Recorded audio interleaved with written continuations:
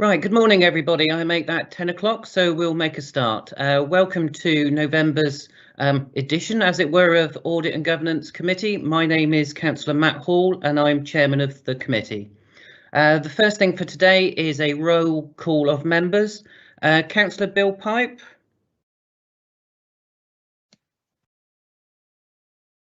Councillor Janet Dover. Councillor Janet Dover, Coal Hill and Wimborne Minster East. Thank you, Janet. Morning. Councillor Barry Gorringe. Present, Chairman. Councillor Bill Trite. Councillor Richard Biggs. Richard Biggs, Vice Chair and Member for Pamby Ward, Dorchester. Councillor John Orell. Present, Chairman. Councillor Mike Parks. Councillor Rod Atkins. Present, Chair. Councillor Susan Cocking. Present, Chair. Morning all. Officers, as normal, if you could introduce yourselves the first time you speak to the committee. Thank you. Agenda item 2, any declarations of interest from members? I'll take the silence as a no. Agenda item 3 is public consultation, to which there isn't any. So if we get on to the main substance of today's meeting, agenda item 4, which is the Treasury Management Mid-Year Review. Can I just remind members to please put RTS in the chat bar if they wish to speak. Over to David Wilkes for the presentation, please. Thank you, Chairman. Just to introduce myself, I'm David Wilkes. I'm the Service Manager for Treasury and Investments. So the report you have today is the Treasury Management mid-year update. So I don't plan to go through the report in detail, but I'll highlight a few key points and do my best to answer any questions you may have. So Dorset Council follows the SIPFA Treasury Management Code of Practice, which means that we need to produce an annual Treasury Management strategy and then a mid-year update against that strategy, which is this report, and also an annual review of activity. And at your last meeting, you received the annual review for 2020-21. So the last time you met, I talked in some length about the impact of COVID-19 on Treasury Management activity last financial year. And this has continued to be the biggest factor in influencing Treasury Management activity in the first half of the year too. However, with the UK government initiatives to support the economy largely coming to an end at the end of September, we're anticipating that the cash flows for the remainder of the year will return to something closer to normal. COVID, I don't know if someone could move on so that we can show the executive summary, if that would help. Thank you. You probably go on to page 6 from that. So COVID continues to be the biggest external impact and has a wider impact on the wider economy and financial market, the financial market background in which we operate in, and the report refers to this as the external context, and I'll come back to that just a bit later in my presentation and just expand on a few points in there.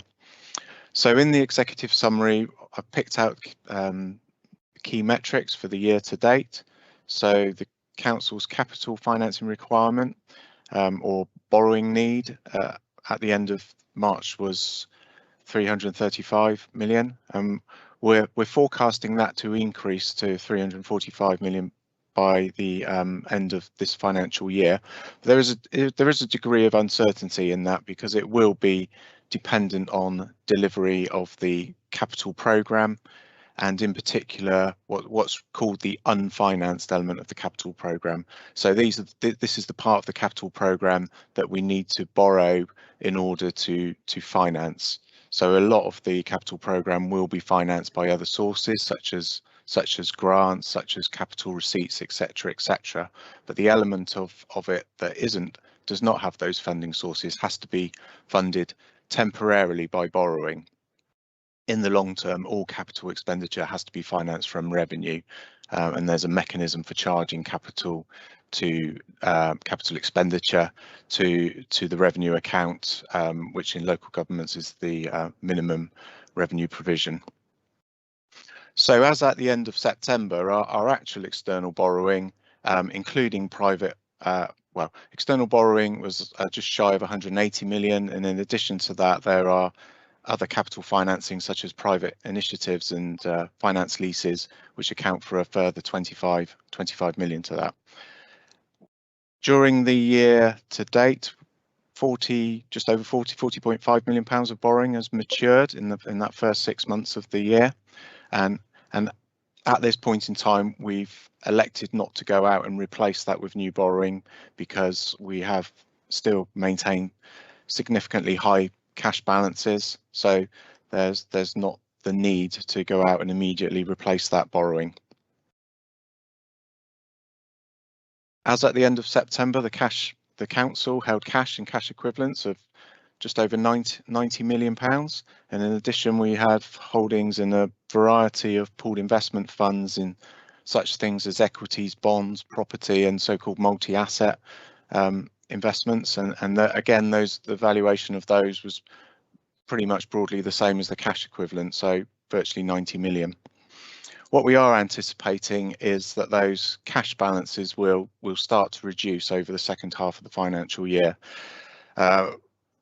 which is typical of well, I think, I'm not sure if I referred to it in the report. Actually, I was referring it to as in the normal times.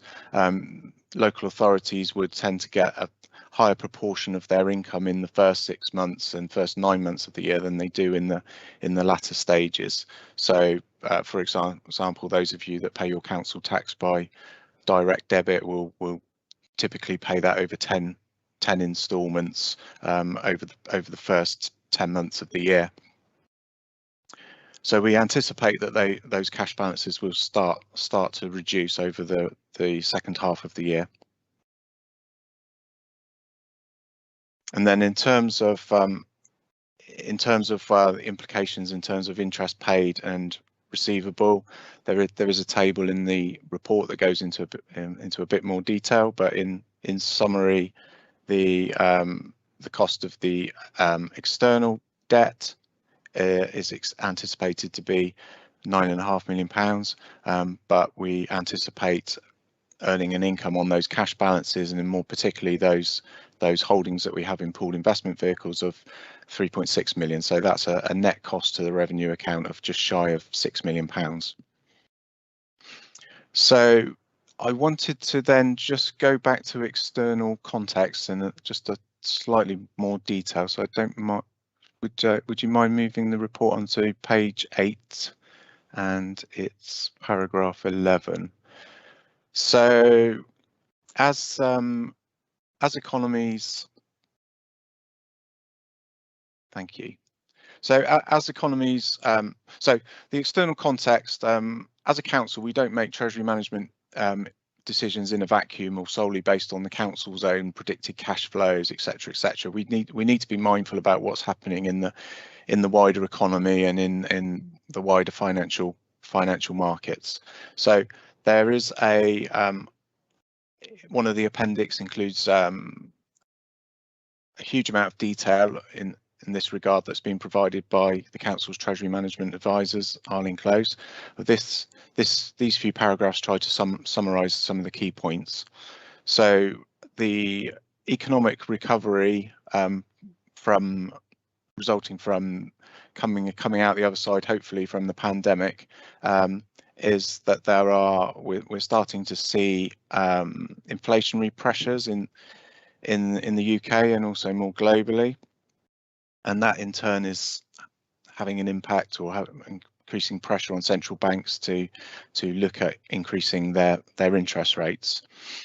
So I think if you look at the very last paragraph there, the comment I added in brackets, which literally the day that this was published, which I think was the day of the Monetary Policy Committee meeting in November, it was widely anticipated that the Bank of England would put up their bank rate, otherwise referred to as a base rate, from 0.1% up by 0.15 to 2.5%. So markets had very much priced that into the other rates that kind of feed from that. On the day, as you'll know, the Monetary Policy Committee elected not to do so. And I think the main reason that they put forward for that is that the strength of the recovery in the UK, at least, was not quite as or the anticipated strength of the recovery was not quite as strong and as quick as had been anticipated a few months earlier. So I think at the time I wrote this report, it was widely expected that if they didn't put up the rates in November, they would do so when they next met in December. I think the situation has softened a little bit from that now, and the expectation is now that almost 50-50 that it could happen next time around, or that it could happen in the first quarter of 2022.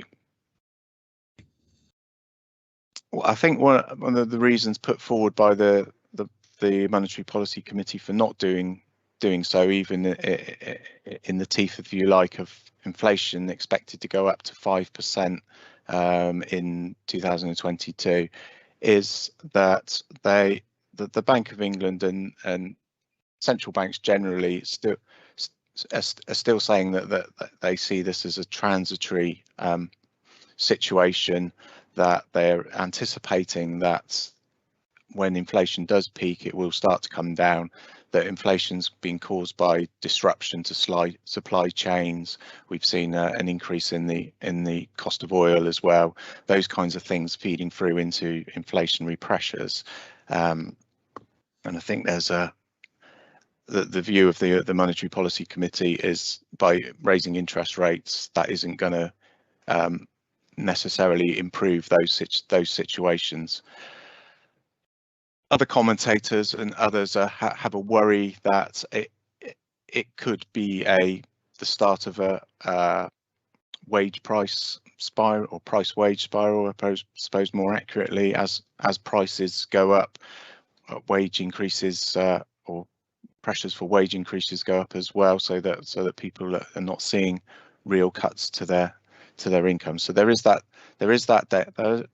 danger. I don't think or I'm sure some people are, but I don't think those that do have those fears are anticipating a return to the kind of 1970s sort of levels. But even so, it would be a move away from the kind of relative price stability that we've seen in the UK over the last 10, even 20 years, I guess. I'm just going to see if there's anything else there to pick up on.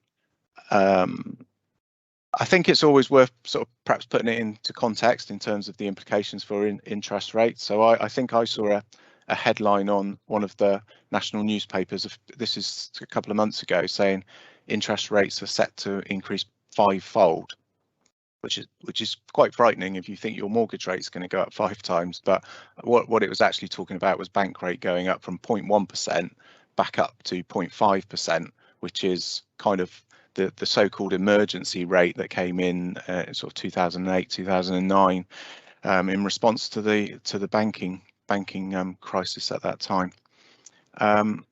Just one other link to this, just one other chart I want to go to, which I have to remind myself which one it is. Page 14, table 9. Thank you. So one of the measures that we look at is we look at the sensitivity of the council's Treasury position to interest rate rises. So what this table is showing, and it's very crude, and it's based on a kind of snapshot of the position at any one time. So it's not very nuanced at all, but it just gives an idea of the kind of what the likely impacts could be if we chose not to modify our decision making, if there was a situation where interest rates go up or whether the interest rates go down. So basically what this table is saying that within our strategy for the year, we're aiming to limit that fluctuation of a 1% increase in interest rate rise or a 1% fall to limit any impact on the revenue fund to a maximum of £500,000 in terms of cost. What this table is showing, like I say, very crudely and a real snapshot, is that if interest rates go up, the council is likely to be in a better, just purely from Treasury management decisions, likely to be in a better financial position than if interest rates go down. So the -175, if there's a 1% rise in interest rates, is an increase in revenue to the council, and the 1% fall in interest rates is it would be a cost. So and the reasons for that is the current financial position or Treasury position of the council is that we do have high cash balances that would currently are generating literally nothing or very close to nothing in terms of return. If the bank rate went up, short-term interest rates would go up as well, and we would start to earn an income on those balances. And similarly, we have no immediate ambitions to go out and take on any more debt or any. So therefore, purely from this very narrow look at the council's finances from a Treasury management perspective, then we would anticipate that those interest rates, when they start coming through, will have some positive impact on the council's cash position and revenue position as well. Also, one thing I suppose to point out is that as interest rates are current, or bank rate is currently 0.1%, that a 1% fall would take us into negative territory, which in my memory I don't think has ever been the situation in this country, but it has been the case in other countries as well. I think the probability is it will go more towards interest rate rises rather than falls, would be where I would say. I think that's probably everything that I wanted to cover. I'm just looking at my kind of crib notes, but I think that's probably all I wanted to say, Chairman. So happy to try and answer any questions that members may have.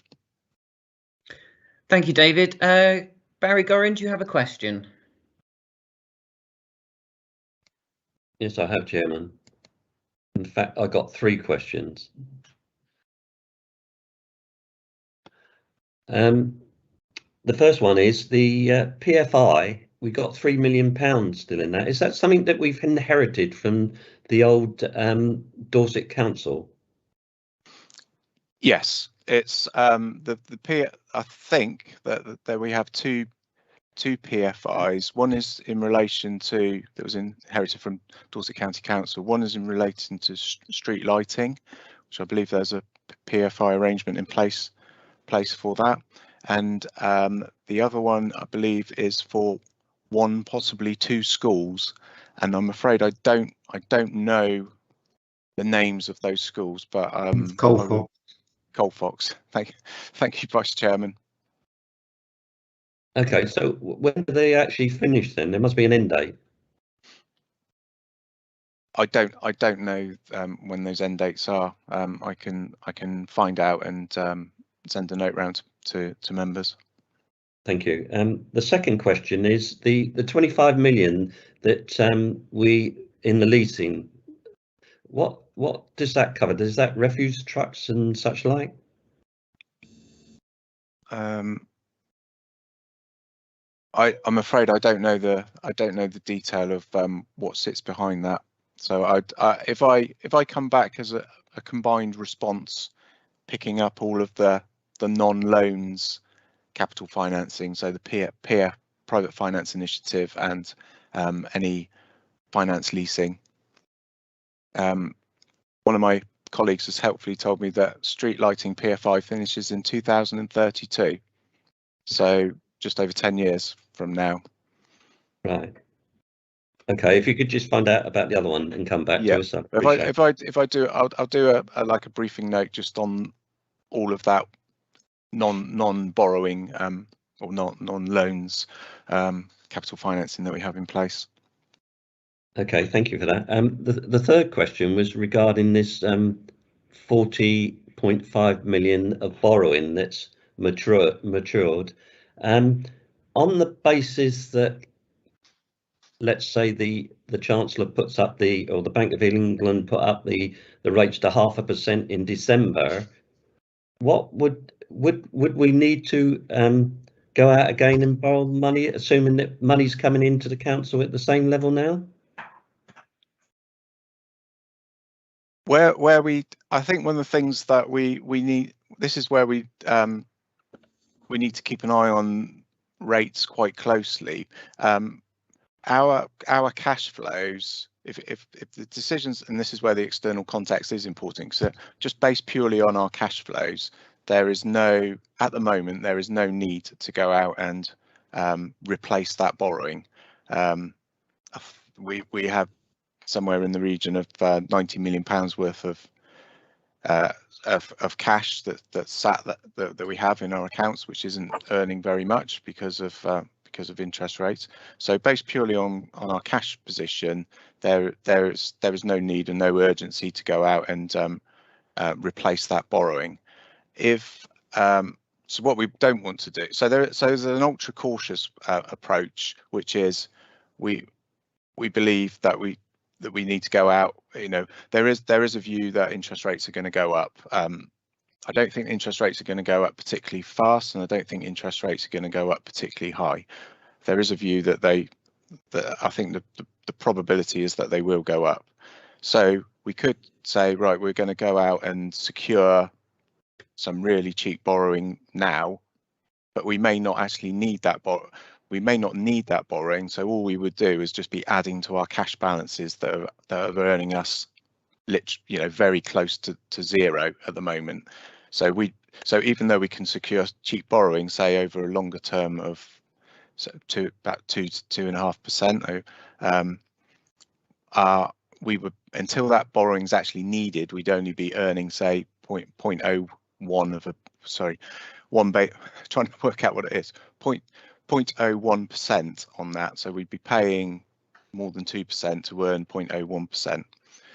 If the expectation was that long-term borrowing rates were going to go up by, say, 2 or 3%, then that decision then becomes a bit harder to make. But in terms of realistic expectation of what's going to happen with interest rates, there is, and we are guided as well by our advisors on this, so this isn't just purely the officers. We do take into consideration what our advisors are telling us. There is no, the fact that interest rates may go up by a fraction of a percent over the next 3 to 6 months doesn't really have a material impact on our decision making.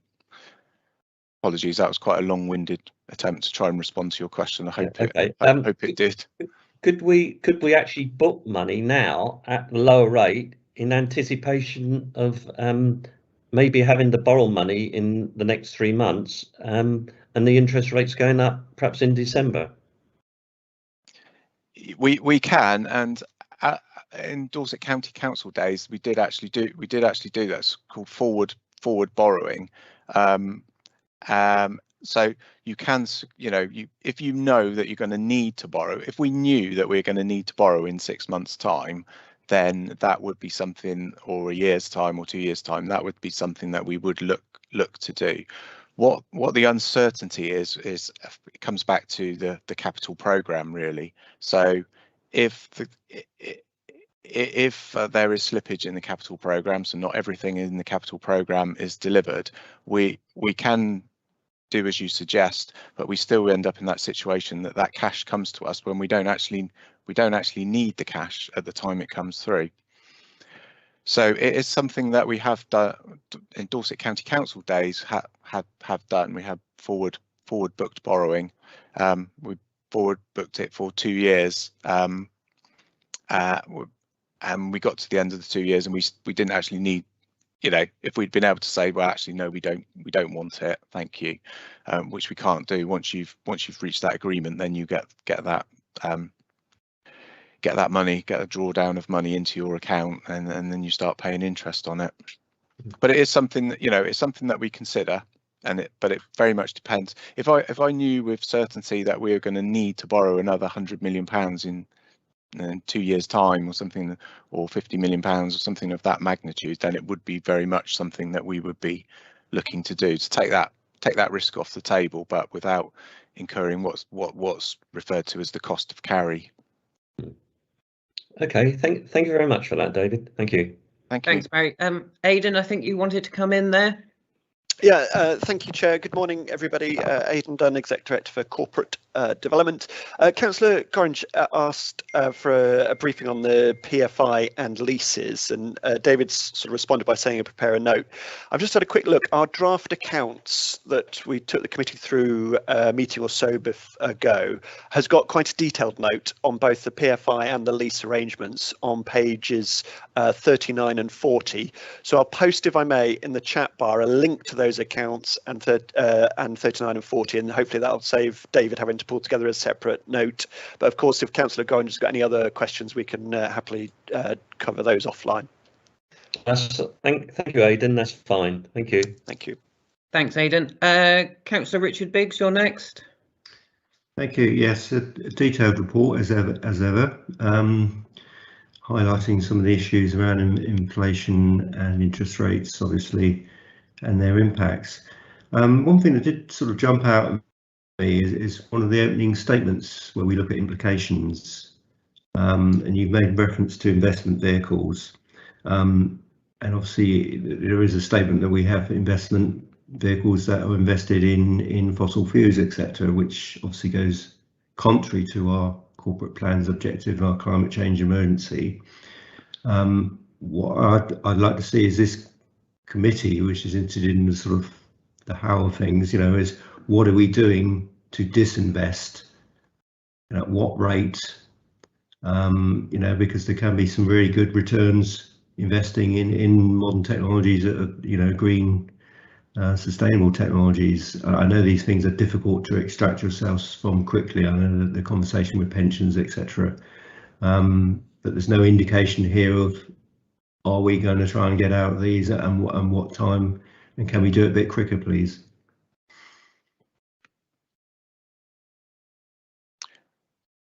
Yeah, if I mean, I guess in some respects that is what we would, as officers, I think we would need to steer from the from members to do that. There are, I suppose there's a couple of points really. One is that clearly they're pooled vehicles which have holdings in basically all sectors of the economy. So you would need to identify vehicles that excluded those sectors of the economy that as councillors you would want to limit your exposure to or eliminate your exposure to. So firstly is identifying those vehicles and understanding what their risk and return parameters would be, and as councillors you may need to decide whether you would be happy to take on a different risk return kind of profile to what's currently there. And then I think this is a topic that's had a huge amount of scrutiny in relation to the pension fund, where the pension fund is slightly different to the council's money. I think one of the points that's been raised through the pension fund discussions on this is what is the impact of the council selling its holdings in particular companies? It doesn't necessarily lead directly to a reduction in, if you like, real world carbon emissions. It's just the transfer, selling the council's investments to somebody else still means that those fossil fuels are being produced and burned. I think also the other topic that the pension fund committee have discussed in some detail is, and the strategy that the pension fund committee have, is a strategy of decarbonisation as opposed to divestment. So from that, it's not a blanket divestment from the companies that extract fossil fuels from the ground. It's looking also at those companies that are or sectors where there is where the demand for those fossil fuels is coming from as well, and the financing of those fossil fuels as well.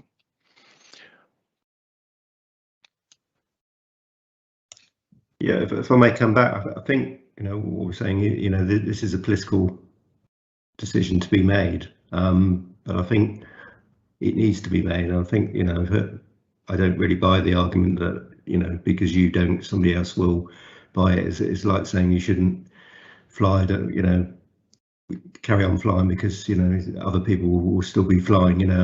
At some stage we have to make those decisions. And I think there are better returns anyway, and we risk being left with stranded assets. I think that's sort of well established, and there's got to be a certain amount of pain. There is a sense of urgency, and I'm not getting it. So I think we need the portfolio holder to come in and explain why this is not happening quicker. I think, Chairman, we would say. Aidan, I don't know if you wanted to come in there. Thanks. So I think sort of David's helpfully distinguished between Pension Fund Committee and Dorset Council, and so this meeting is about Dorset Council's activities. So I'm sure if you want the portfolio holder to come, I'm sure he can do so, and we can explore that issue in a bit more detail. I think, there are pros and cons, and I think COP26 has brought a real focus to the issues. So yeah, if we want the portfolio holder to come, we can certainly bring him along and provide him some detail of where our investments are and what they're involved with at the moment. Are you happy with that, Richard? Yes, I'm very happy with that. Thank you. Brilliant. Thank you, Aidan. Any other questions, Richard? No, none for me, thank you. Councillor John Orell, you're next. Thank you, Chairman. I just wanted very much to echo Councillor Biggs's questions and comments, really. It's the nature of these Zoom Teams meetings. It's much easier in a face-to-face committee to support someone and shout "hear, hear," but in quiet, that's what I was doing, and those questions are very relevant. We've dodged a bullet with COP26. It could have been much more definite on phasing out and ending fossil fuels, in which case we'd been left with stranded assets. We have betted on there being no action, and sadly our bet has proved to be correct. But we shouldn't assume that's going to be the case for the future. We could do far better by investing in renewable energy. And it could bring a boost to Dorset as well. We've got tidal energy, which could be developed at Fort and Bill. So I very much like to echo Councillor Biggs's comments and like to see far more on these reports when they come to us, not just a little paragraph, but much more analysis of how we can do better on climate change. So very much agree with Councillor Biggs and look forward to hearing more in reports and from the brief holder. Thank you. Thank you, John, and I'm sure Aidan will get that sorted for us as soon as he can. As there's no other questions, David, I've just got a few myself. Chair, sorry, yeah. Chair, can I just quickly jump in for a second? Can I just help distinguish in my thinking? So Dorset Council's sort of intention to invest in renewable energy sources. So, for example, and this is theoretical, if we were to invest in a solar farm to generate income as a commercial activity, that's sort of one thing that, and that we'd pick that up through the budget process. Can I just check that what Councillor Biggs is asking for is an overview from the portfolio holder about when we're investing our cash surpluses, making sure that they're invested in green or sustainable kind of investments as opposed to fossil fuels. Have I understood that correctly? There's a distinction between Dorset Council investing as a commercial return versus managing our money overnight kind of investments. Have I understood that correctly? Well, if I may jump in there, Chair, I think I'm particularly interested in investment vehicles that we refer to, and an understanding of what percentage, if it is a very tiny percentage, I guess we're not overly, or but if it's 15-20%, we really should be looking at other means, and that could be solar farm, it could be just other sectors, it could be health or something that's meets with our corporate aims and objectives more than investing in fossil fuels. It doesn't necessarily mean if there isn't an investment that's because they can be risky. I appreciate that. Some of the ones it could be an alternative. I think, Aidan, if I could just add into that as well. I think when we as a council declared a climate emergency, for us to be potentially investing in carbon hungry businesses or petrochemical businesses, etc., we have to be very clear as to why we're doing that, how much we're doing that, and over what time period, etc., we're looking to extract ourselves out of that, or we do run the risk of people, including members, losing a bit of faith with the direction that we're aiming. So hopefully that answers your question. I'll take the nod as a yes. Brilliant. Yeah, David, a couple of questions, please. Oh, sorry, Chairman. Is it okay if I just sort of come back on that? On the I think particularly the point that the Vice Chairman raised about understanding what the exposure is. So could I? So these funds that we're invested through, and apologies, I can't remember which paragraph it is in there, but there is a summary on the report which shows the types of things that we're invested in. But I think perhaps one of the first things to do, yeah, thank you for paging back up. I think it's under investments. Yeah, apologies for this. Right, that's it. That table there. So what we're talking about is so we're not talking about the cash and cash equivalents, because what we're talking about is the investments. So we have money, and these holdings are all holdings that we inherited from predecessor councils. And whilst the Dorset Council inherited most of its borrowing from the county council, it inherited most of its investments from the districts and boroughs. So we have investments in pooled funds that are across bonds, which is corporate lending, equities, property funds, and then multi-asset is basically can be funds that have equities and bonds and exposure to property as well. So I think the point that Councillor Biggs, the Vice Chairman, mentioned was about, well, what is the extent of the exposure, if you like. So I think the first step, if I could suggest, would be to understand what the underlying have a more transparency about what the underlying holdings are in each of the funds that we do have exposure to, and then I think that can then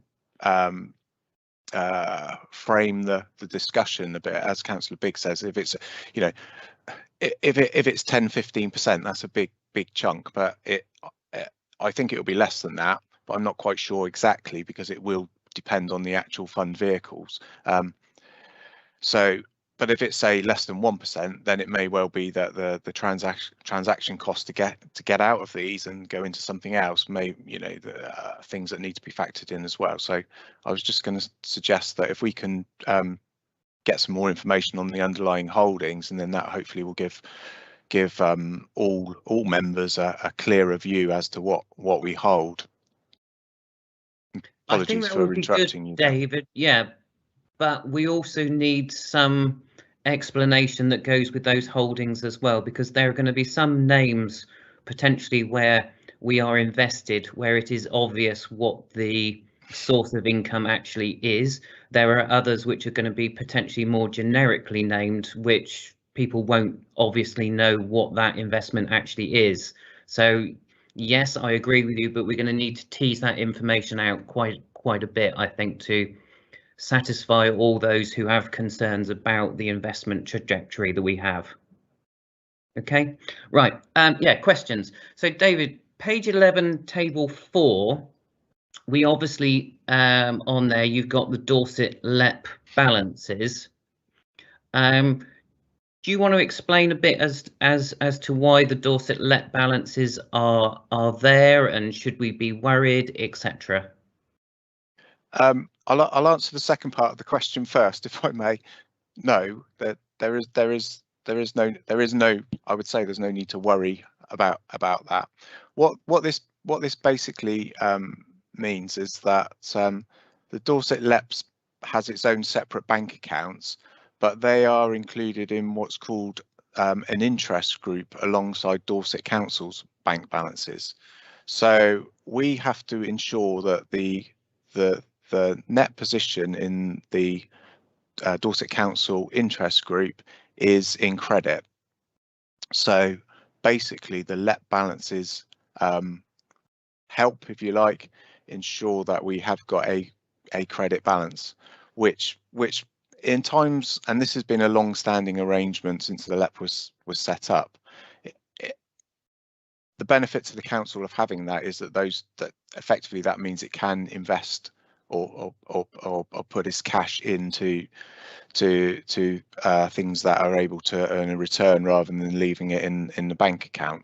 Now, obviously, as I've explained previously, the investment returns on those sums of money are negligible, so it's kind of not it's not as helpful as it was. But in return for doing that, any proceeds that we do make, we do allocate a share of that to the LEP. I think Aidan may have wanted to come in on that point. Is that okay, Chair? Just a quick comment. Thank you for that, David. Just kind of a bit of background. The LEP, the Local Enterprise Partnership, so it's a separate organisation, but Dorset Council and me personally act as accountable body for them. So as much as the LEP make their own decisions, I'm effectively the accountable officer for their finances. So the LEP board make the decisions, and then we, Dorset Council, enact the transactions for them. And as David describes, the money that they hold, so this is money coming from government, we sort of merge with our own money for the purposes of banking, and then give them a share of any interest earned. So it's that's the mechanism. Separate organisation, but we host the money together. Thank you. Can I just make a suggestion? Because obviously on the document you've got the asterisk next to the Dorset LEP with a slight explanation. Perhaps in future we might want to again tease that out a bit more, so that members of the public who are reading, or members of the council who are newer to the system, will get a better understanding of the whats and the whys. If that could be done, that would be great. Next question, David, page 13, 17.3, where we talk about the £10 million minimum.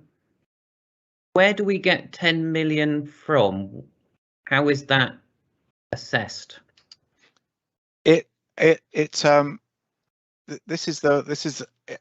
no real science to it, I would say, and it's largely academic in our current situation, where we do have quite significantly high cash balances. It's the 10 million was the level that we'd set ourselves as part of Dorset County Council, and although we've come together as a bigger organisation, it was still felt that this is cash that is available same day. So it is. I'm sure somebody could look at this and say, well, actually, you don't need to hold as much as that, because I can't recall in the time that I've been in this role in the predecessor council for 7 years that we've ever had an unexpected request for a payment to be made of this kind of value. So the sorts of things that might fall into that category would be the purchase of a large property that might be of that magnitude. But we are always advised in advance that this is happening, so we know that we need to ensure that we do. So a good example would be the purchase of St Mary's, which was of that kind of magnitude. Can't remember the exact figure, it may have been slightly less. But all through the process, we've been kept informed that there was a likelihood that we may need to find the money to pay for this at short notice. So we were aware of that. So in reality, the situation in the 7 years anyway that I've been doing this, that situation has never arisen. I'd like to say this. I'd like to say this was planning on my part, but I have to admit it is coincidental. There's something called the markets in financial instruments, MiFID II. It's called MiFID II, and in order to be treated as a professional, it's a mechanism by which we have to jump through some hoops in order to be treated as a professional investor as opposed to a private investor, and that gives us access to a wider products in terms of investments and borrowing, etc., etc. If we have professional status as opposed to retail investor, and part of the requirements for that are to have to hold £10 million of investments. So it's kind of fortuitous in a way that what we've always held as our minimum cash, readily available cash balance is also the kind of the minimum that we're required to demonstrate that we hold in terms of our investment portfolios altogether. So that's the background to where that 10 million's come from. Okay, thanks, David. And the final question is, I can't remember if it's on page 19 or 20, when there is in your report the conversation about the Nordea banks, etc. Do I need to know, or do we as a committee need to know a little bit more about what this counterparty list is, or is that not something we need to know?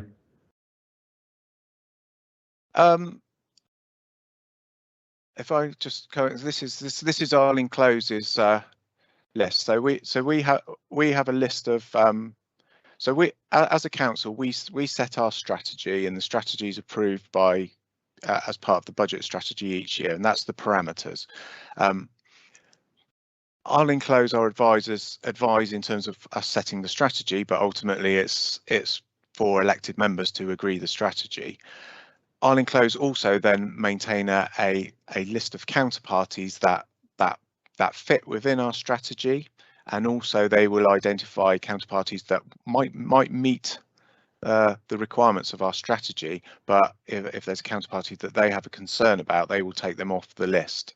So it's very much an operational list. So I would say no, you don't need to see it. However, if you wish to see it, we'd be happy to.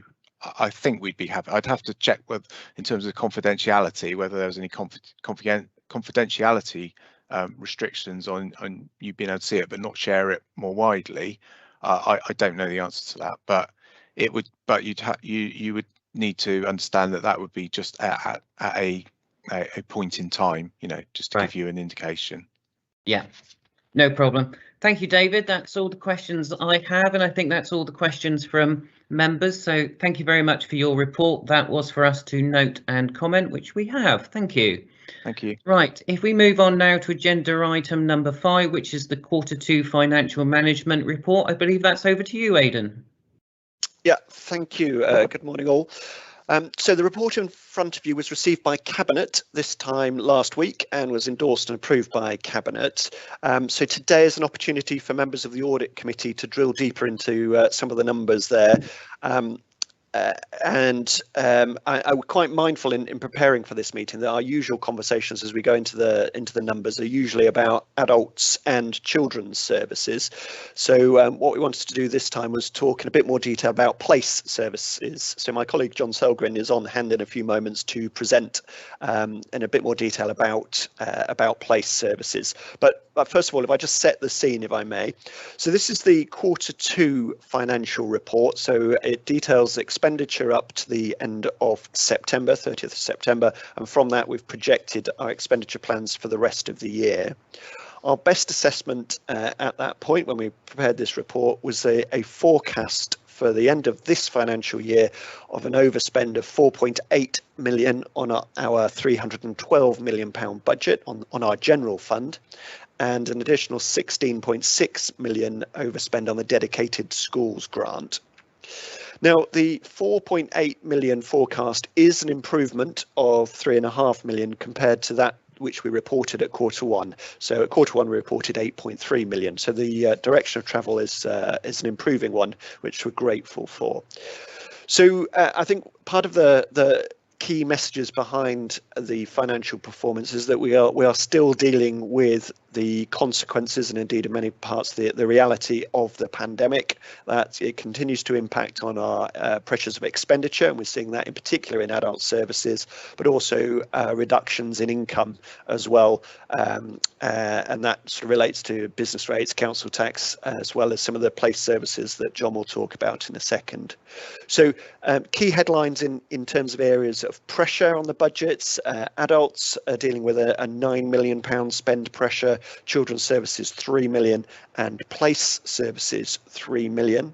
And all of that is actually supported this year by some one-off funding from government. So that was a COVID grant of 8.6 million that's underpinning the financial position at the moment. I think an area of concern that was discussed or touched on at Cabinet is transformational savings. So we'd set ourselves an ambitious target for savings through transformation this financial year, and we're not on target for those transformation savings yet. And I think there's two things there. Firstly, that sense of trying to achieve what we can this year, keep the pressure on the organisation to do what we can this year, but also making sure that as we develop transformation program plans for next year and beyond, as we move into the medium term, to make sure there's a degree of realism about those. In terms of more positive news, the report gives a little bit of detail about council tax and business rate collection rates, both of which are looking like they're improving. That's good, and that's the main reason why we've been able to improve our forecast for the end of this financial year, as I laid out. So collection rates improving, we're collecting some of the outstanding backlog as well, and we're hoping that trend will continue into Q3 as well. I think the main thing is to this remains an unusual and exceptional year as we sort of dealing with the pandemic and the legacy of the pandemic, but it's important that we sort of factor all these elements into our budget planning for next year and beyond as well. So if I can stop there by way of setting the scene, as I say, John's on standby to drill in a little bit more detail into place, but I'll hand back to you at this point, Chair. Thank you, Aidan. So, John, if I could pass on to you for your presentation, that would be great. Thank you, Chairman. So if I just put this report into context, what Aidan said, it's very much a sort of game in two halves, if you like. So a number of the things that we face in place, current pressures in year around COVID. So obviously there's narrative text there at paragraph 11.26 around leisure centres. I think it's well known leisure centres sadly had to close for quite a long period of time. Continue to operate under a degree of restriction and so on.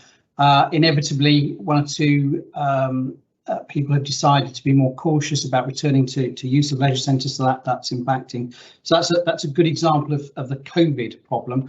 I think fair to say, as Aidan's reflected, that is something we're hoping will, certainly in Place's case, draw to an end, because in the main it's impacted our income, and we are just hoping that does turn out to be a short-term blip and that those income targets will recover.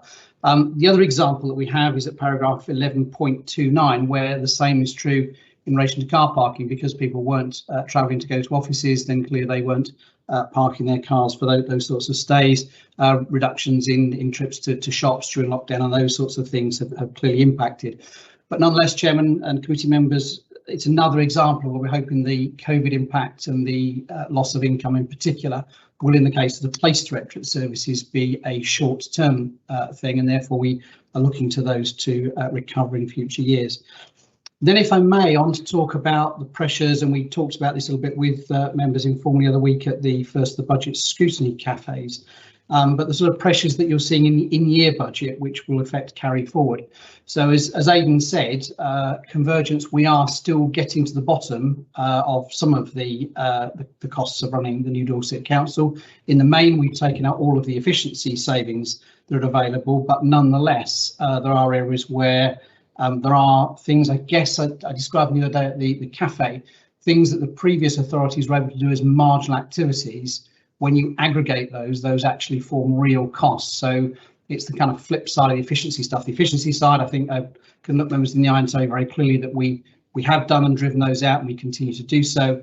But some of those ongoing kind of marginal that become non-marginal costs still are there, and we'll talk to you more about those as we move into the budget.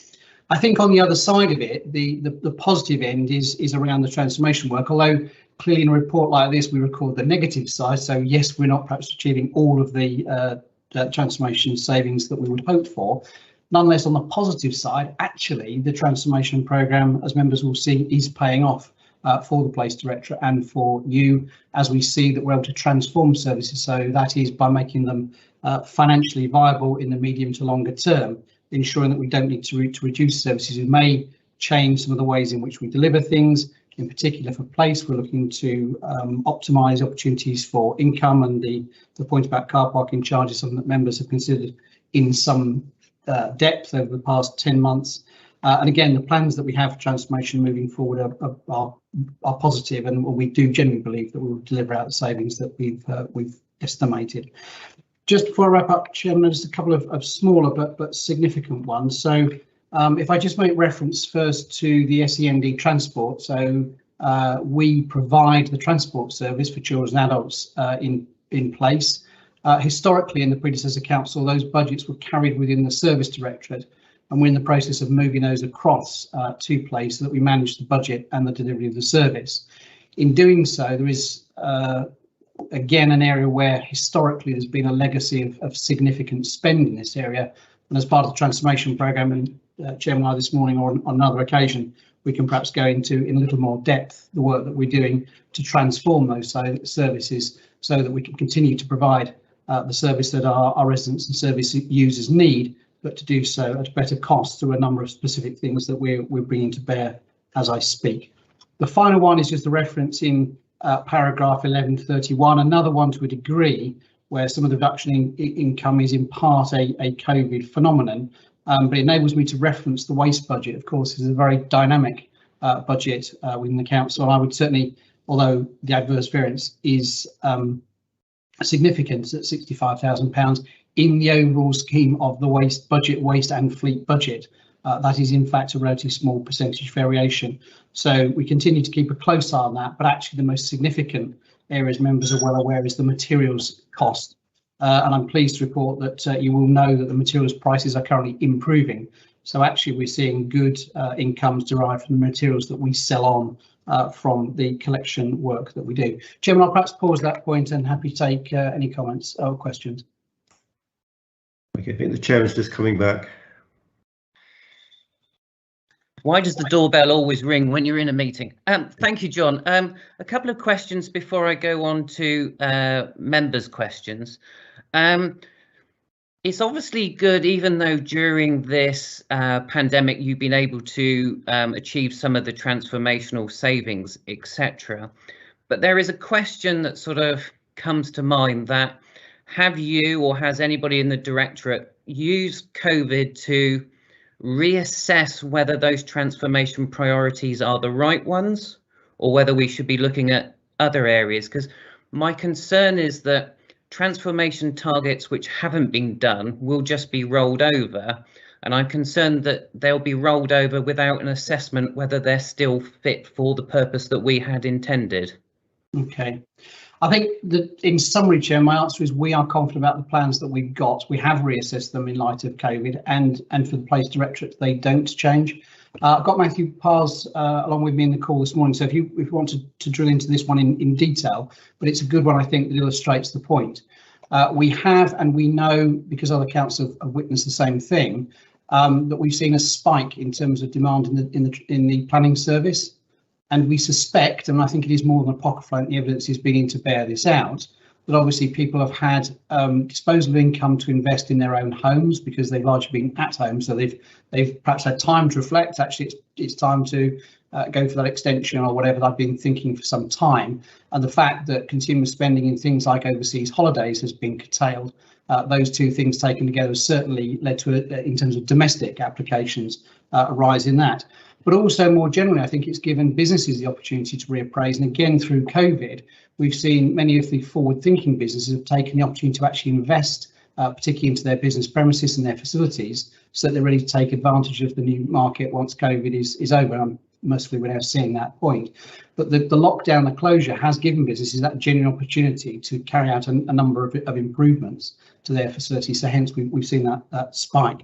On the planning one, we remain very confident. Perhaps if I may, Chair, I'm just going to give Matthew the opportunity to talk a little bit about the journey of the planning transformation, I think, to deepen the answer to the question that you've raised. So thank you, Chair. Matthew Power. So for this discussion, Chairman of Director of Planning. So the team has successfully converged 5 of the 6 previous planning authorities' ICT systems. So for context, that's 47 years worth of data. It's about 5.5 million documents. We will be completing the last stage just after Christmas, and that's the first stage of transformation. The second stage is all about the customer. It's the customer transformation. We have recently been successful in obtaining outside funding to help update our web pages quicker, and we'll be looking to do that. But I think it's been a perfect storm in relation to COVID and planning applications, because, as John has made reference to, the number going through the books has probably gone up by 200 per month. I understand you'll be aware that land charges as part of the system has been under huge strain, but building control as well has seen a significant rise in the number of applications. So what we are doing is making sure that the transformation programme realigns to the new way of life post-COVID, and actually what people are doing in the communities as well. So we know there's a lot of work to do in planning, and we will continue to improve and learn on a daily basis. Thank you, Chair. Thank you, Matt. Aidan, I think you wanted to come in there.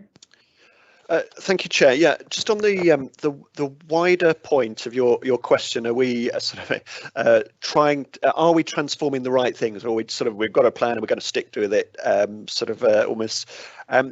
So a bit of context. Last week at Cabinet, the transformation programme was refreshed. So it's reviewed formally on an annual basis, but regularly from an officer perspective, on a monthly basis. Are we doing the right things? Secondly, we've got a new portfolio holder, Councillor Jill Haynes, who's come in with a fresh pair of eyes looking at the transformation programme, and is asking that question of us as officers as well as of her Cabinet colleagues as well. Are we really trying to do the right thing? What that's starting to signal, really, as John's alluded to, is a shift from short-term opportunism, I think, of convergence and things that we needed to do to establish the council from the predecessor authorities, and try and put a shift and move us into the more medium term and longer term.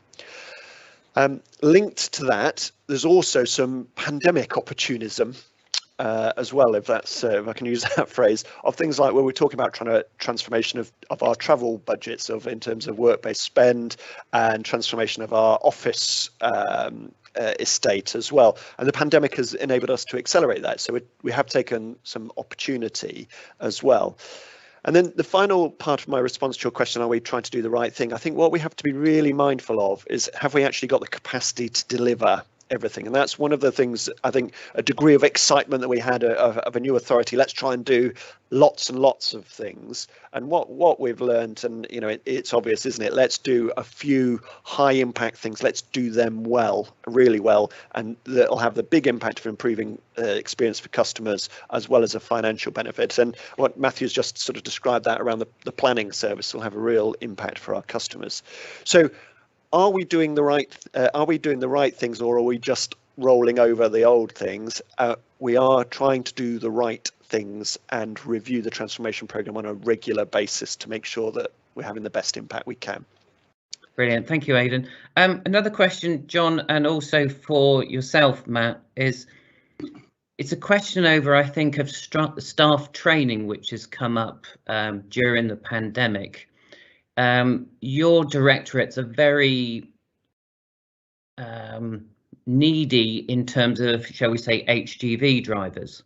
Now, obviously, I know myself,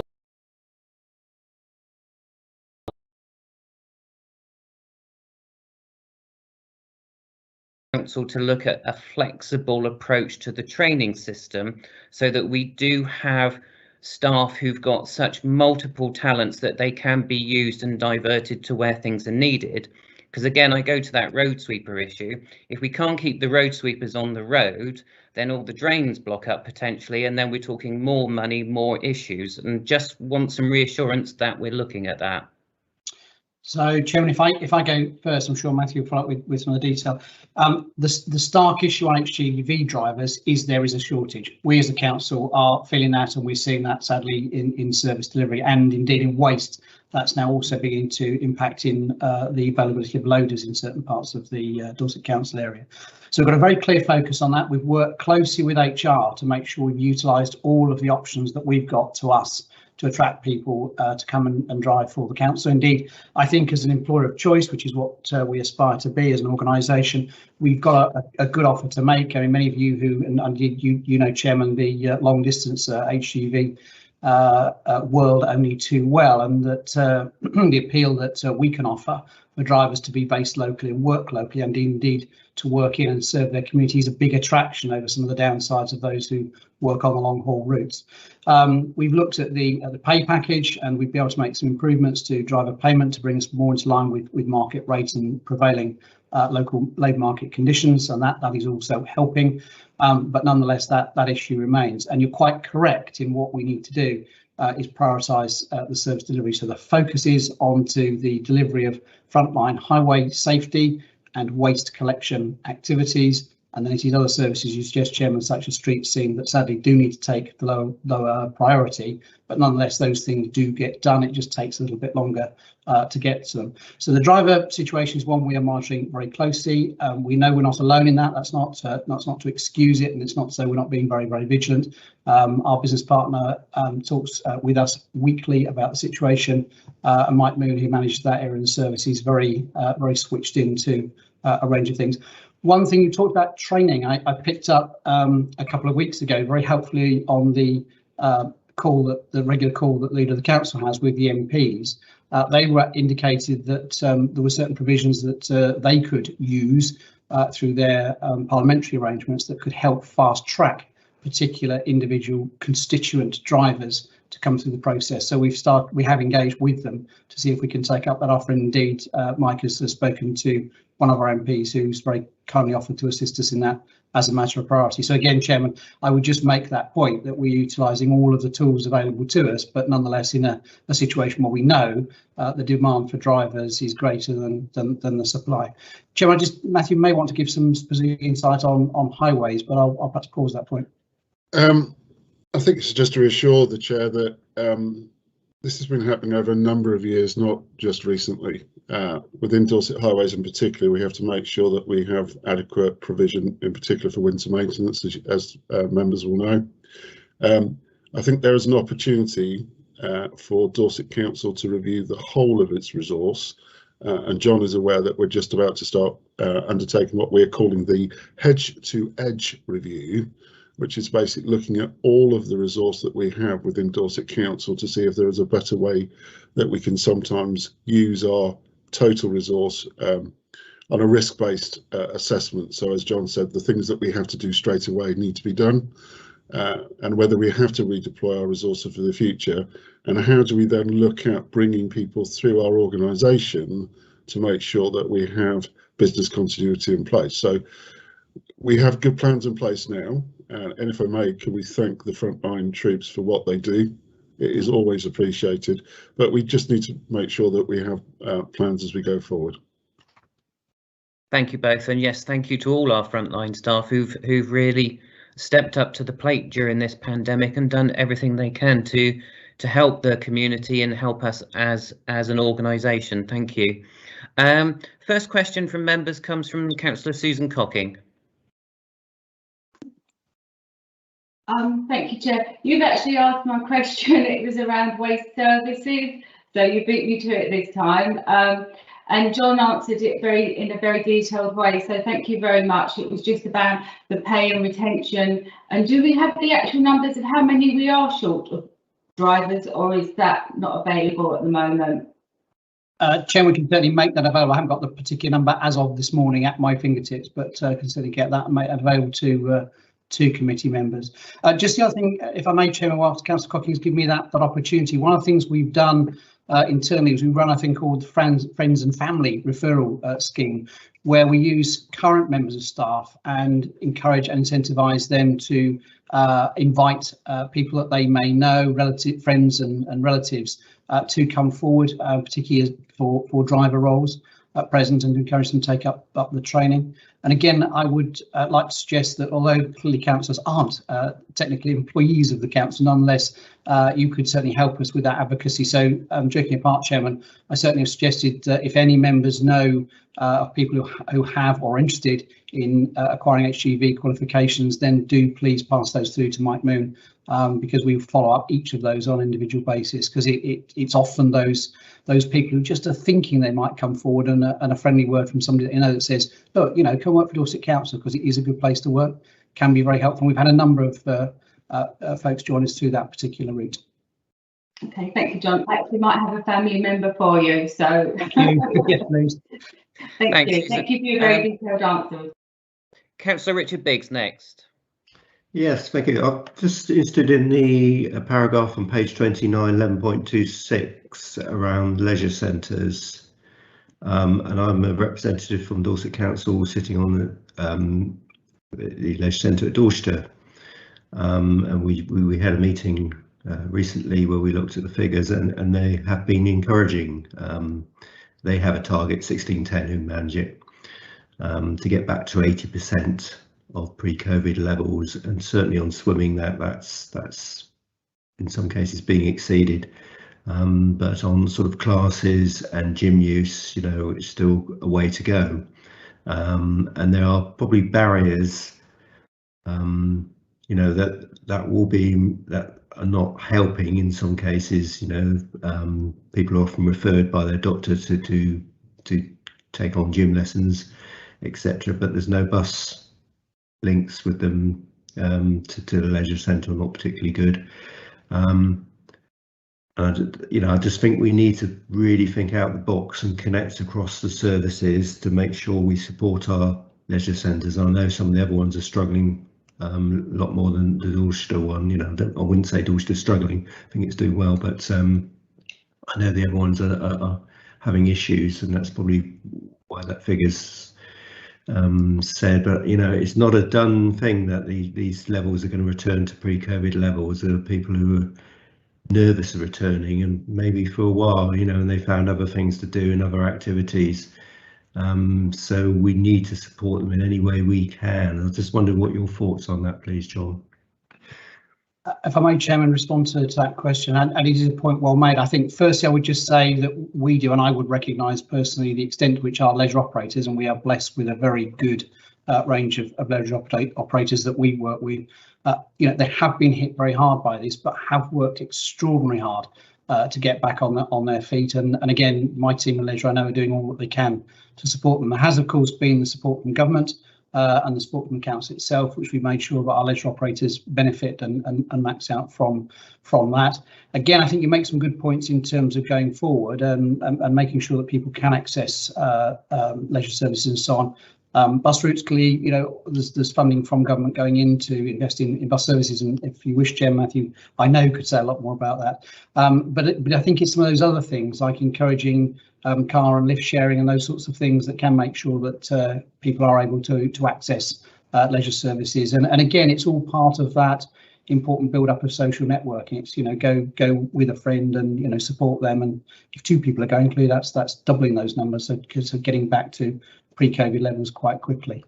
I think, Chair, probably that point, probably as much as I can say, but very happy to pick up for if that would be helpful. Matt, did you want to come in on that? Oh, it was, if I may, Chair, just a point about public transport. So members of Dorset Council should be aware that we've submitted our partnership to the Department of Transport. We are looking to invest in excess of £130 million in transport across the whole of Dorset, and we hope that our bid is looked favourable. And it picks up exactly the point that Councillor Biggs made, is about putting back public transport routes across the whole of Dorset, and particularly leisure will benefit from that. Thank you. Did you want to come back on anything, Richard? No, I have some points and other points which are not related to place, but I'll perhaps raise those later if you want. Okay, we'll come back to you then. Councillor Mike Parks. Thank you, Chairman. My question was actually related to waste as well, so I think that's been comprehensively covered. Thank you. Okay, thanks, Mike. So thank you, Matt, and thank you, John. So if we move now on to questions about in general to the finance paper. So back to you then, Councillor Biggs. Yes, mine goes back to children's services, so page 26, 11.8. You know, and we have got, despite perhaps an assurance I had from a question to the director of children's services that, you know, things were well under control now. You know, clearly there are overspends still, for good reasons. You know, this is not any mistake, but what I did notice was that you know, we're going to make services by bringing our savings, by bringing our children, many of them, back into Dorset, which is great. But those savings are not being realised as quickly because building projects are taking longer.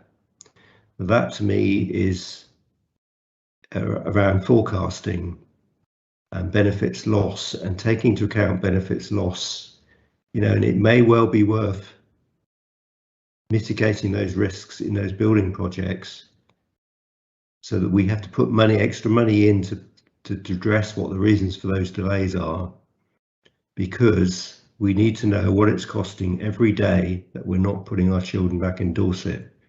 And I bet it's a lot more than mitigating some of these building costs.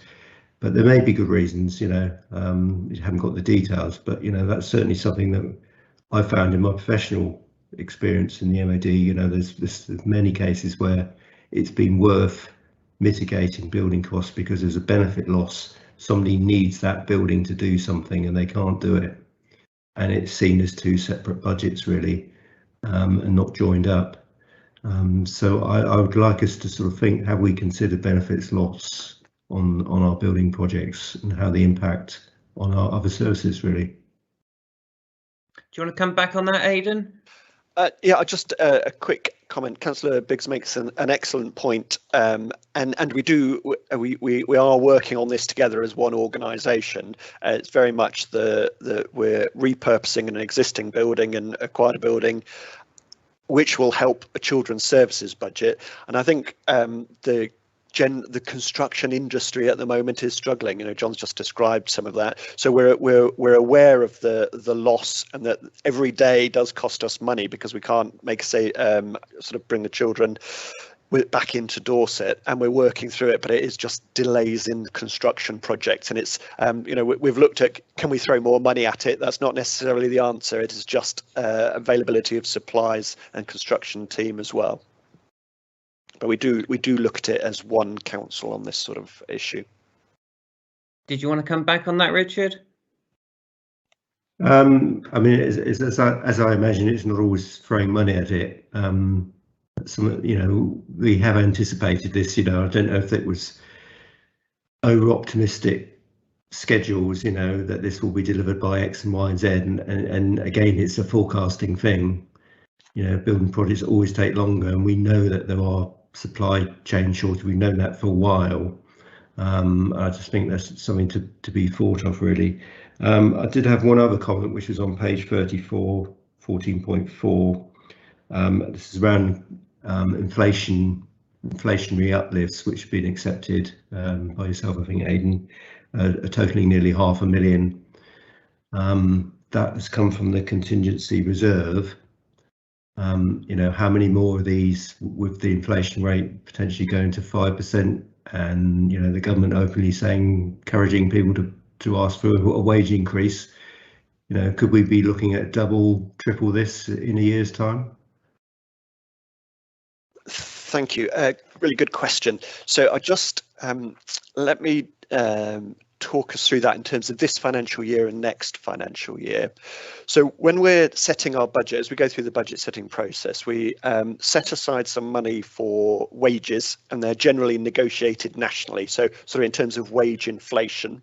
So we've modelled an assumption for wage inflation for this current financial year, and we've set aside the money in the accounts that you see before you.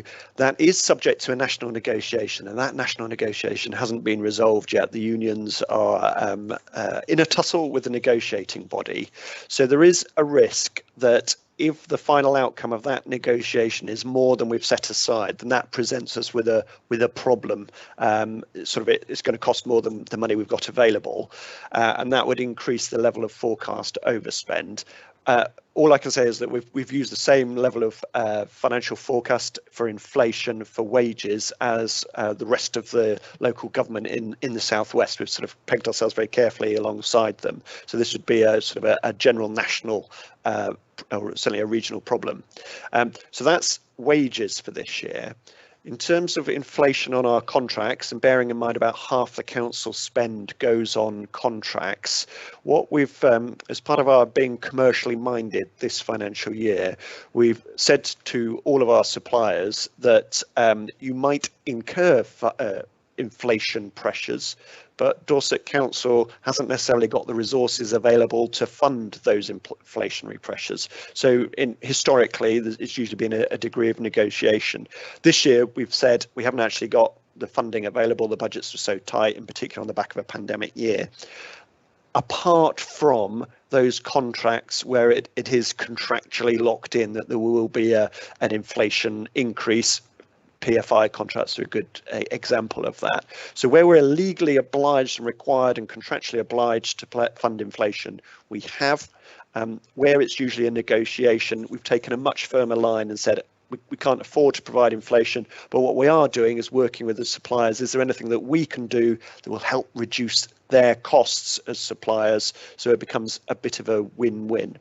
And to be honest, that approach has worked pretty well so far. As you can see from the papers you've just highlighted, we have made a budget movement where we've released money from our contingency to fund inflation this year, and but it's not to all our suppliers. It's those that we've got that contractual agreement. So that approach seems to have worked well up to this point this financial year, and this year's contracts are pretty much resolved. So I'm okay for this year. Looking to next year, as we heard with the Treasury management paper, I think sort of inflation running sort of around about 4 and a bit percent, might peak at 5. Whether it sort of peaks and then drops, as David was hoping and intimating, who knows? But once again, we are factoring inflation for both pay and non-pay into our budget setting process at the moment. The numbers haven't quite finalised, and that's what we'll be talking members through the informal budget briefing at the end of this month, the Budget Cafe number 2, and that will formally then go, we'll put that into the public domain for scrutiny and then the budget setting process. So we're recognising inflation pressures, but as with all organisations, we're trying to resist them. Thank you. Any comeback there, Richard? No, that's fine, thank you. Aidan, I was going to ask a question with regards to the inflation, and particularly so for the next financial year, because I understand the points you've made about this current year.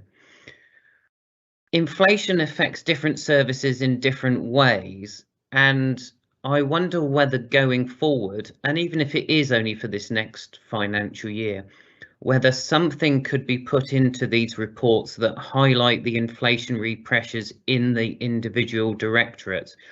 Because I'm going to make an assumption that some directorates are going to be more than hit than some, and it would be a useful thing for us, I think, as a committee to see in relation to the budgetary pressures which are under. You know, we need to fully understand quite what's leading to these budgetary pressures, whether it's things that haven't been forecasted, whether it's replacement of vehicles, for example, that weren't thought of, or whether in certain sectors inflation is running at considerably higher than what was expected. I think it gives us the opportunity to have that more all-round approach to the figures that we look at. Is that something that could be done? So let me unpack that for a moment. You are absolutely right about different sectors have different inflation rates, and you sort of compare, for example, the care price inflation is sort of running very high given the demands in the market at the moment, and compare that to the price we pay for waste recyclates, and that varies as well, through to sort of Microsoft sort of telling us what their licensing fee is, and it comes back to market influence, market negotiation. Relative to Microsoft, we're a tiny customer. It's not as though we can sort of necessarily be able to negotiate a discount, for example. So you're absolutely right. Given the variety of things that we buy, there's different inflation rates that would be used. There comes a point where the degree of modelling might, it becomes a bit. We end up with an average of an average, but we can share with you some of the, so there's two things. As we go into the budget setting process, we can share with you some of the modelling that we've used for the different different sectors, be it care or ICT, anything like that. And then I think what you're asking for is sort of from an audit committee overview, sort of maybe as part of this routine quarterly update, how are we actually doing against those inflation? And I do come back to that earlier point that the providers might be experiencing that inflation. So the inflation rate in the sector might be going up, but that might not mean that we are sort of paying it. There is a degree of negotiation as well. So I think, if it'd be helpful, we can unpack our inflation figures further for you. Yeah, it would. Also, and I know this question is slightly crystal ball, but bearing in mind the delays, for example, in the St Mary's project, are you, how should I phrase this? Are you concerned that Children's Services as a directorate might not be able to achieve a balanced budget this year? As a consequence of St Mary's budget, the St Mary's, so there's two things there. So first of all, the St Mary's project is about developing a school that impacts on the dedicated schools grant, so rather than the general fund children's services budget. And we can see from this report that dedicated schools grant at the moment is forecasting an overspend of 16.6 million. And the long-term plan of St Mary's is that once the school is open and operational, the longer term, children that might have gone in the future to out of county expensive placements will be able to provide that support from a Dorset council sort of overseen school. Will be able to do it at a lower cost. So St Mary's is very much a longer term plan. The delays on it will impact on our forecasts, and the 16.6 million that we are looking at might increase, and we'll take an assessment of that at Q3. But still, the long-term picture, the big picture around St Mary's is those delays. The main thing is we've got to get the school operational, and it's got to be really, really good to attract those children and to reassure the parents as well. So I'm sort of circumspect in that regard. I think it's important to get the school up and running truly effectively, rather than sort of indeed we wouldn't be able to open it until it is operational anyway. So it will impact on our dedicated schools grant, but this is part of our long-term plan. And the other element is that in a way, St Mary's is only a small part of a much bigger plan of provision for children across Dorset, and it just the St Mary's is a big project, but it's part of a wider plan for all of Dorset's children as well. So the delays on St Mary's might be sort of financially have an impact on us, but there's other things that is progressing really well. Yeah, perhaps the use of St Mary's wasn't the best example, but perhaps I was just after more because, you know, everybody makes tremendous effort to try to keep to budgets considering circumstances, etc. Children's has always been an issue because it's hard to do that type of forecasting. And I'm just wondering whether you perceive the situation is going to get better or get worse, because I know there are certain times of the year which affects the budget lines more than others, and I'm just trying to understand whether we're at the rosy point at the moment of forecasting, or is it likely to get worse because of other pressures? I know your caveat at the beginning about the crystal ball. I think where I'm personally at from my view, I think children's services, yes, they're currently forecasting an overspend for this financial year, but there is a sense of real understanding of the detail behind those numbers. And it's the adult service that I feel we're more vulnerable to due to primarily the pandemic, in terms of if there's any more sort of pressure to discharge patients from hospital, then adults has to pick up that, and there's further costs associated with that. So I'm not too concerned about the volatility around children's figures. I'm more concerned about the volatility around adults, and that's about variables that we can't control. But we do take a prudent view, a sort of more pessimistic view, sort of Q1, Q2. So I am hoping, and I'd love to see an improvement at Q3 and indeed by outturn. Thanks, Aidan. Finally, can you just remind me, because it's on 15.2, what, forgive the pronunciation of the acronym, what is CSAMG subgroups? That Kazam, silent G. That sounds like it's come out of the 50s Batman film. Yeah.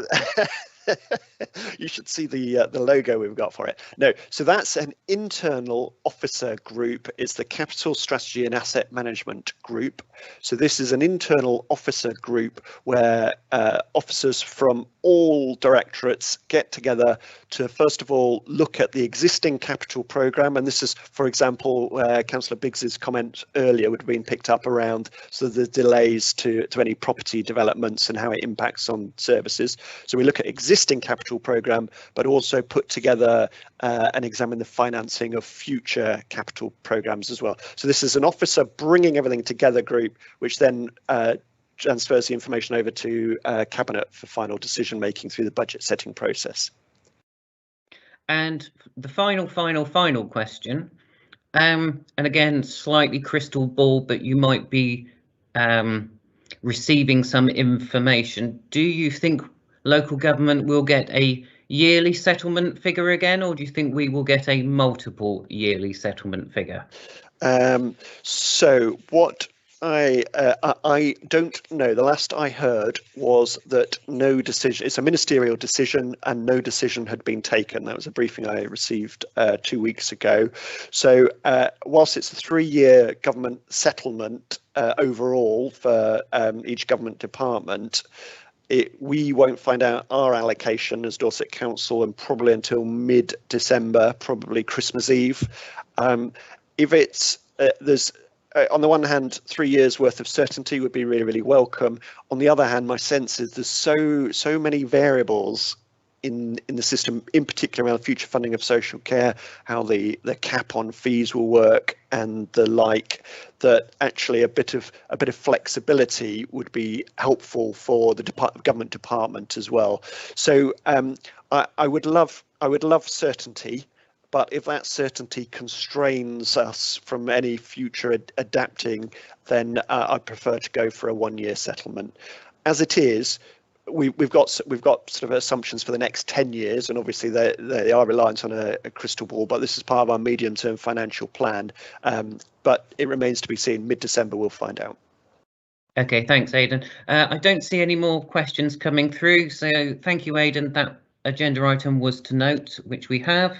So if we move now on to agenda item 6, which is the changing of arrangements for bringing motions of notice to full council.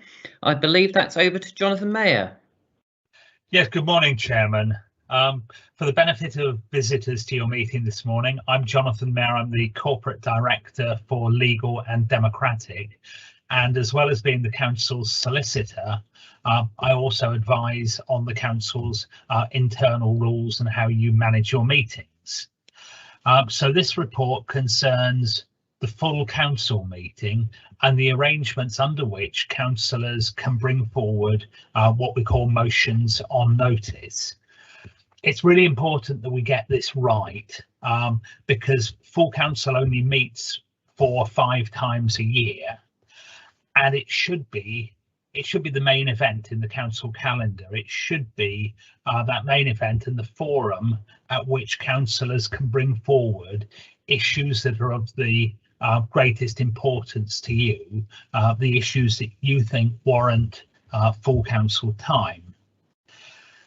Issues aren't just added to an agenda on the night. The notice of motion mechanism is a way of giving advance notice and getting an item onto an agenda. At the moment, the procedure that I've described in paragraph 10.2 of the report includes a filter.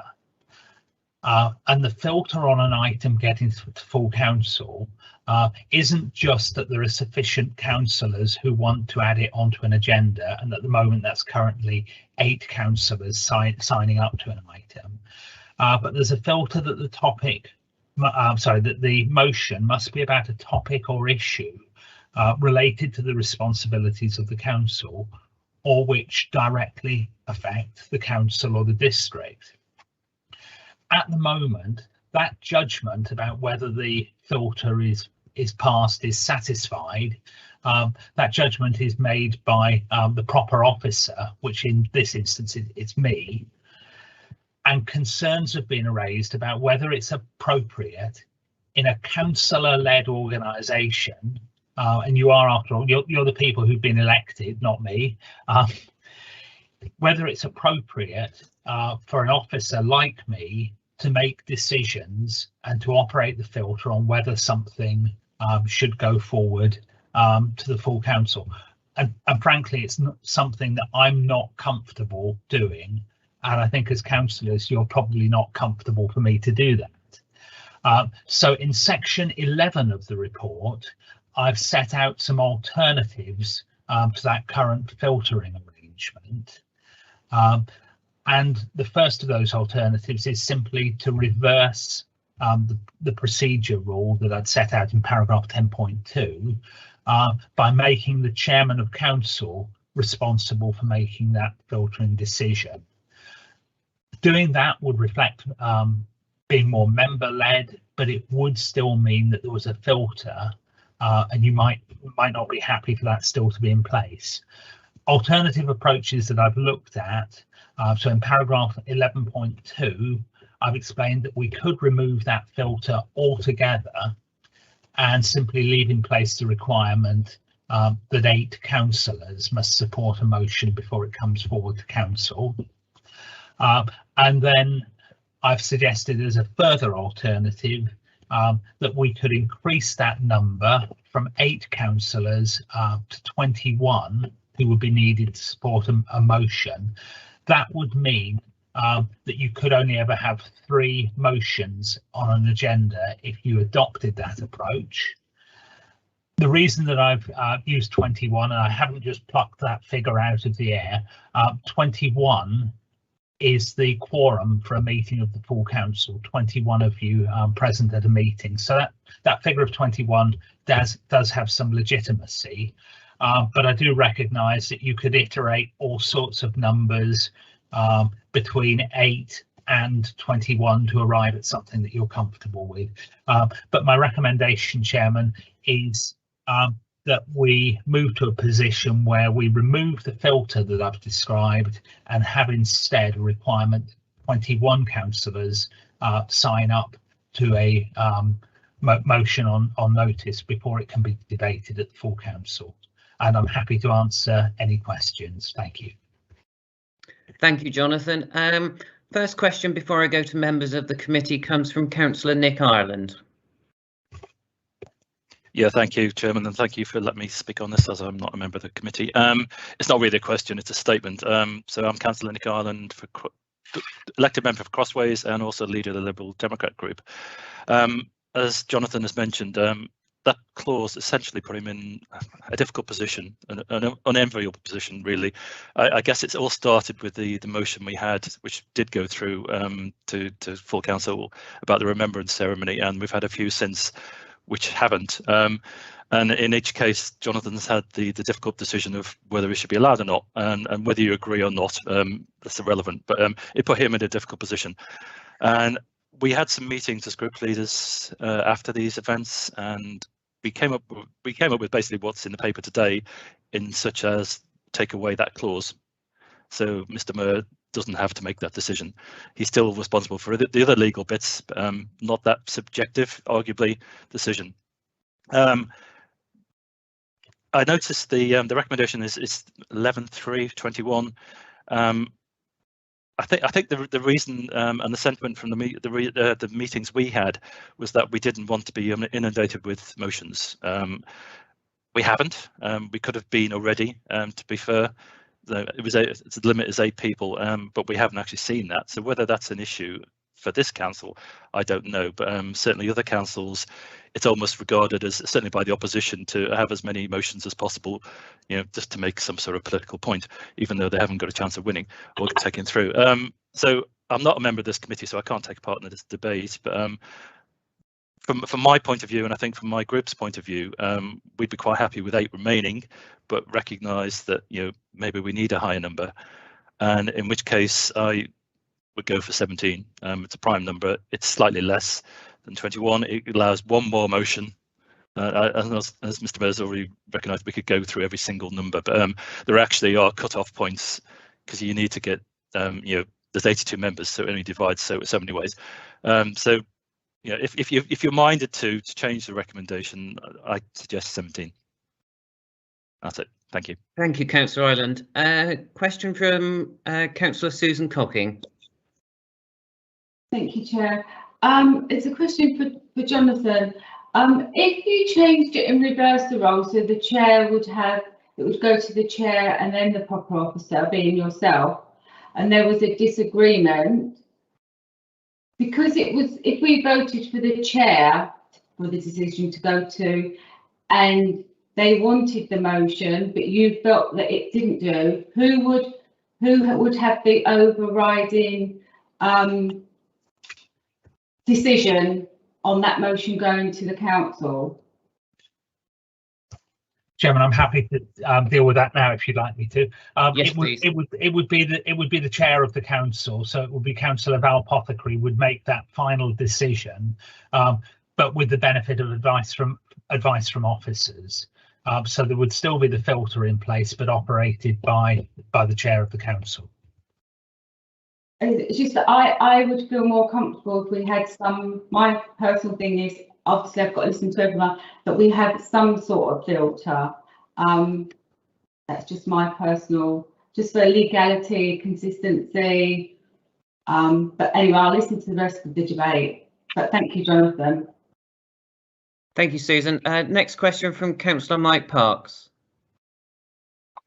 Thanks, Chairman. It's probably more of a statement rather than a question. I just feel that it wouldn't be right necessarily to, if we're trying to improve this process, to just leave it to the chairman. It's again quite an onerous thing for one individual to be taking that responsibility, and I think you could end up in a situation where potentially that chairman could be leaving themselves open to criticism if they chose not to accept a motion in it, and it could be seen to be politically driven, which obviously the chairman has to exercise that impartiality in that role. So I feel for one individual to be making that decision, it pretty much puts puts the onus that Jonathan was bearing onto the chairman. So, you know, I'm in support of a number of members making that. I'm personally not precious about the numbers,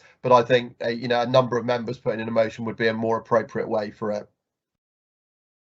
Jonathan, did you want to come back there? Kevin, thank you.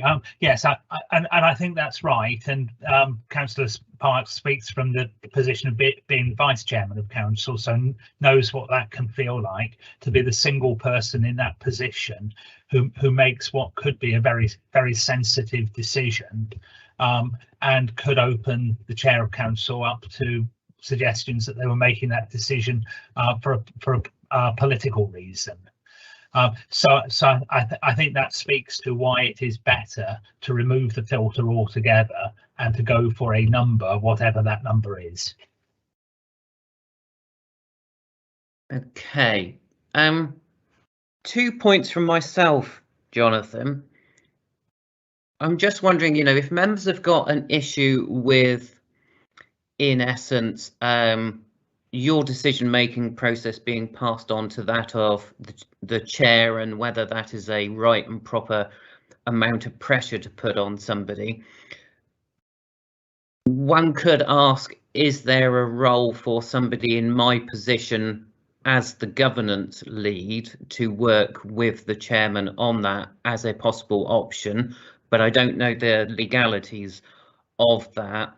And the second point I would like to make is that, and I'm not saying this just as a member of the Liberal Democrats to support the comments made by Nick Ireland, but I think for us to have the ability to have 4 motions at any one full council meeting does allow the 4 main political groups to each put a motion forward if they so wish.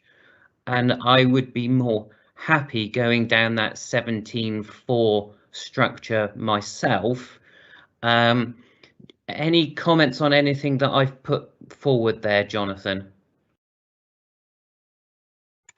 So, Chairman, on the first point about decisions being made by the chair of council, for instance, in consultation with you, that is a route that we could go down, but I think ultimately it would still leave the chairman of council making that decision, and putting an individual again in that uncomfortable position.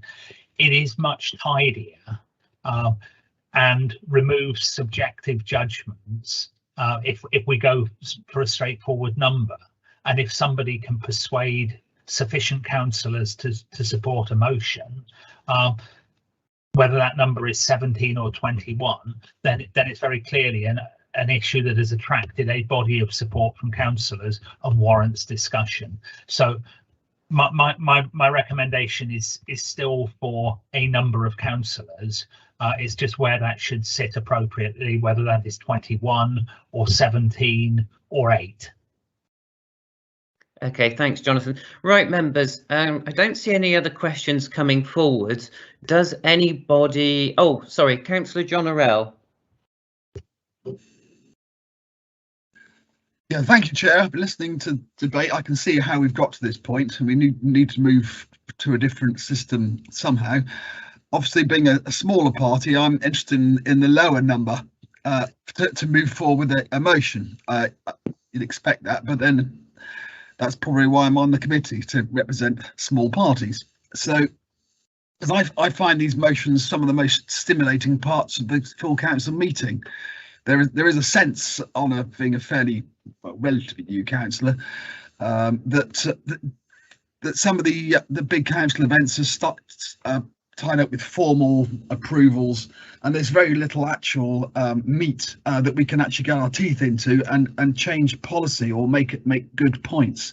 So I'm quite keen to see the motions go forward. Even with 8, we haven't seen vast numbers of motions come forward, because I guess in the main a good half of the councillors from the main party may be quite happy with how things are run. So I think we're solving a problem which doesn't exist by making it go to 21. So while I favour 8, I could live with 17. Thank you. So, John, are you proposing 17-4? I am. Right. Do we have a seconder of going 17-4? Well, okay, I'll second that.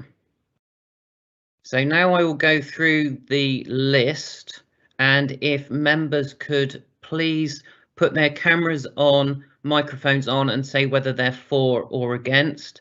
I believe Chairman, Bill. Yes, sorry, Chairman, John. before you do that, could I just check with Susan whether we should be treating this as an amendment to the recommendation that's on the paper? No, it's not an amendment, Jonathan, because nobody's proposed the actual recommendation on the paper yet. Thank you very much. Right. So Councillor John Orell has proposed. I have seconded. Bill Pipe isn't here. Councillor Janet Dover. Chairman, I'm in favour of that proposal. Thank you, Janet. Noted. Councillor Barry Gorringe. Yeah, I'm in for this amendment. Thank you, Barry. I believe Councillor Bill Trite isn't here. Councillor Richard Biggs. For. Councillor Mike Parks. For. Councillor Rod Atkins. For. Councillor Susan Cocking. For, Chair, I would support this 17-4. Thank you, everybody. Jonathan, I make that passed unanimously. I presume you would need to take this to full council next. Yeah, yes, Chairman. This is a recommendation on to full council. Brilliant. Thank you very much. Thank you, Jonathan, for your work on this. And thank you, members. Agenda item 7 is the notes of the hearing of our last subcommittee. Members, that really is just for you to note because we were made aware that the decision process wasn't actually going anywhere for full council or council members to see. There it is. Does anybody have any specific questions that either myself or Jonathan might be able to answer?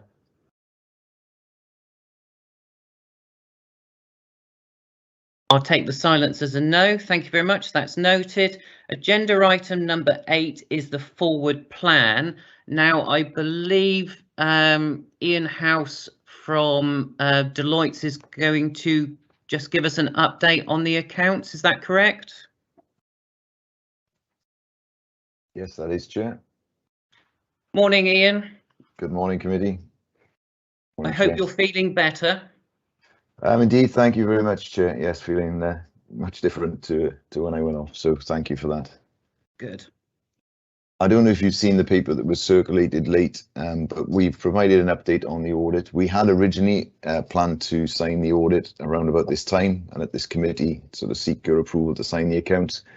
Due to my absence and some other absences as well, unfortunately, that's not going to be the case, as you can tell, because the agenda doesn't have it on there. What we've done is provide an update to say there's a lot of work has been done, some areas to finish off. We're working through those, and we've agreed with the finance team that we will aim to get that done before the Christmas break in order to bring to your January committee a final report from us and agree signing of the accounts. So unfortunately later than we would have hoped, but that's the plan now as we move forward. We also bring to your attention that we've added a new significant risk to our audit, which is around the COVID grants. There have been a significant number of COVID grants issued across local government since the pandemic commenced. What we're looking at is how those are accounted for by the council. So some of them are very straightforward, and it's obvious that you have control of where the money goes, so you're able to decide to whom those amounts are distributed and the amounts of those distribution. And those we consider to be as what's called a principal, and they're accounted for in your comprehensive income and expenditure statement. But there are other grants where you don't really have any control over where they go. You're just acting as an agent of government, and those ones don't appear in your comprehensive income and expenditure statement. Now, it would be straightforward if somebody, when they'd issued these grants, had sort of clarified which they were. Unfortunately, they haven't, so each council is having to make their own judgment as to how these are accounted for. And given the number and scale of them, we're working through that with the council at the moment to make sure those are correctly accounted for. So that's an additional significant risk which we will report the findings of to you when we come back to you in January. But just wanted to bring that to your attention, so as you're aware that that additional piece of work is going on, and that have indeed added to the time frame. And just one final point from me, Chair, if I may, sorry. I know you'll be concerned that this hasn't been signed now, but the only statistic I can give you is that as of the end of September, which was the original deadline for signing, only 9% of local government audits in the UK were signed off. And actually the experiences of me being off for the last 6 weeks and the difficulty the firm has had in getting somebody accredited to do this work just show again some of the complications of the sector and some of the challenges that exist with the lack of resource really available to do these audits. So I thank you for your patience. I'm happy to take any questions that you wish to raise. Thank you, Ian. Aidan, I don't know if you wanted to come on in and say anything or make any comments with regards to the new high risk that Ian has just mentioned. Yeah, thank you, Chair. Yeah, we've spoken a few times at this committee and at Cabinet about the sheer level of grant funding that came through us at short notice in response to COVID. So we ran a process to make sure the money went to the right organisations through the request process, and indeed the government departments sort of validating that with us. So the issue of have we paid or transferred the grants to the right organisations, has it been appropriate? That's being picked up through individual government departments. The bulk of what Ian's describing is what's the most appropriate accounting treatment of it, as Ian says, it's quite a topic without national guidance. Different authorities have taken different approaches, and I think we can learn from that. So it's about sort of the best way to navigate through. So whilst it remains a risk to us, I think the big issue I'm concerned about is have we given the money to the right organisations, the right businesses, and I'm getting an increased level of comfort around that's been appropriate so far. Thank you, Aidan. Any questions, members? Don't see any questions coming through, Ian, so thank you very much for your update and look forward to seeing you in January. Further to the forward plan, Jonathan, I believe at the last meeting I raised the issue of risk 212, which was the inadequate information governance culture and framework section. And you thought it would perhaps be wise for this committee to look into this further. Is that something that you can organise as a piece of work and let Susan know an appropriate place in the diary for it to go? Yes, I can certainly do that, Chairman. And Mark Eyre is already suggesting this scope for that piece of work. So perhaps if we can come back and have a conversation with you outside of the meeting with the Vice Chairman as well about the scope and get the timing right for you. Brilliant. Thank you, Jonathan. Look forward to hearing from you. Any other points that members want to make on the forward plan? I'll take the silence as a no. Thank you. Agenda item 9 is urgent items, which there isn't any. Agenda item 10 is exempt business, which there isn't any. Thank you all very much. I therefore class the meeting as closed at 11:57. Thank you all.